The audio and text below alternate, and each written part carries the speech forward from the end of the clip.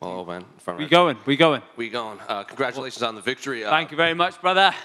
Pretty defensive fight in there, a lot of, with your wrestling defense. Is that how you saw that fight playing out? Yeah, I knew I was better than him on the feet. I saw the only area that we were maybe 50-50 in was the wrestling, so I just had to fight a patient fight. It was kind of my fight to lose if I got overzealous. I hit him with some big shots. He had a good chin, and I felt I was looking for to land big shots, and he was good at that inside kick. So I just had to be smart in there. That pop, And I've had the decision the last few fights.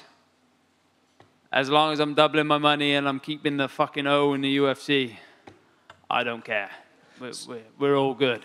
So what was training camp like? Because you said obviously you felt like you had the better striking and it might be a fight like this. So was it a wrestling heavy fight camp or at least a defensive wrestling heavy? Can I just see who wins this fight?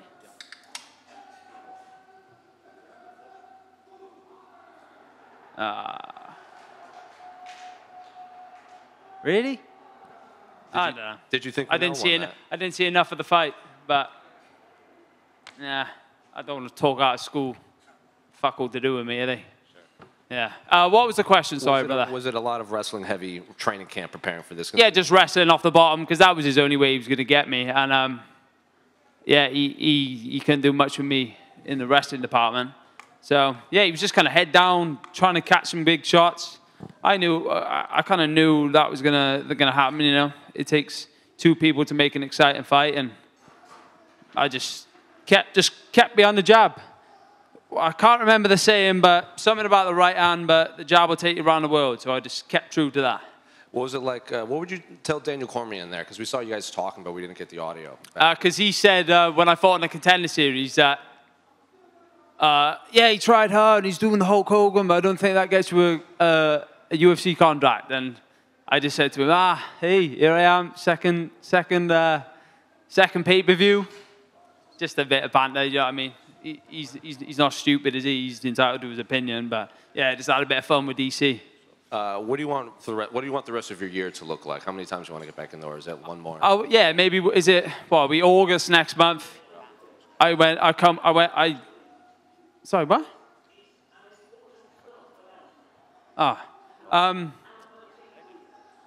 That's distracting. What was it? What do you want the rest of your year? Yeah. So I come straight off the injury list for this fight, straight into camp, 12-week camp. Now I'm going to be in August, so maybe if I take a month to, fully refresh, that takes me to September, and then I know Jones, Miocic is in November. If you've put me on 298 in the infamous Honda Center, if you've put me on 3 or 4 on the biggest UK card in history, why not chuck me on the Jon Jones card? You may as well. You know what I mean? I'd love that. Or the T-Mobile in Vegas. You know what I mean? That sounds good to me. Why is it the infamous Honda Center? Have I used the wrong word? The Honda Center. Brock Lesnar fought in the Honda Center. Infamous usually means it has a bad reputation. Nah, it means. Well, I'm saying it means it's good. Why say goes on this press conference? All right. So it's obviously only your second fight in the UFC, like you said, but you're on these massive cards. Will it be hard, like if they come to you and they say, like, "Oh, we want you on a fight night" or something like that? It'll be hard to kind of step back into those small. Well, yeah, but all right, but I'm not spoiled. You know what I mean? You know what I mean? I was raised with good morals. You know what I mean? I'm not gonna throw my toys out of the pram and say no, am I? But I don't know. Hopefully they put me on the Jon Jones card and then I'm on internet. Why not? The way things are going. Just enjoy it as it comes. Enjoy every moment. Oban. Yes, brother. I noticed the new tattoo. What inspired it? Well, it's hard to miss when it's on an arm this big, mate. You know what I mean? Thank you. Inspired it was The Rock. He's got like a cool piece on his arm, so I wanted something on my arm in that shape. And because I made my UFC debut in California and the bear is on the flag, I always wanted like some sort of apex predator on as a tattoo, I don't know why. So I went with a bear. And then the eagle just fit underneath, and the bald eagle, America, got signed in the UFC in America. That's where my, you know, journey began. So it's just like a nice little check mark.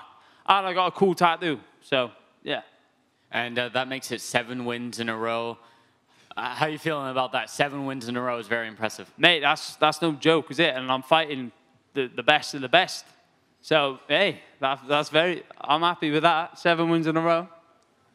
Let's make it 10. Let's make it 20. I don't see myself stopping anytime soon. I just walked out there and I enjoyed myself tonight. I could go again. I genuinely could go again tonight now. Give me a little meal, a couple of drinks of water, relax a little bit, some paracetamol. I could do that again, 100%. So a Volkanovski type short notice kind of thing, is that what you're feeling for tonight? 100%. People say I look like Volk on the internet, so why not? With a Bo Nichols head. Hey, what? Was that? I look like that, do I? Yeah. I'm joking. And a couple of us in the media thought Preston Parsons looked quite big. Did he feel big in the cage? He looked jacked. Well, he looked bigger than me. No. Okay, right. Let's not talk out of school, boys. Come on. Yeah, he did look jacked, but he was strong, and he didn't feel that strong. I'm pretty strong. I am pretty strong. Yeah. And obviously, it's a card full of UK fighters, but you were the only Welsh fighter on the card. How does it feel to represent Wales on such a big stage? Very good. Yeah.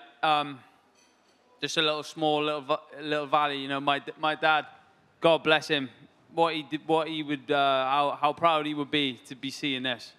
Do you know what I mean?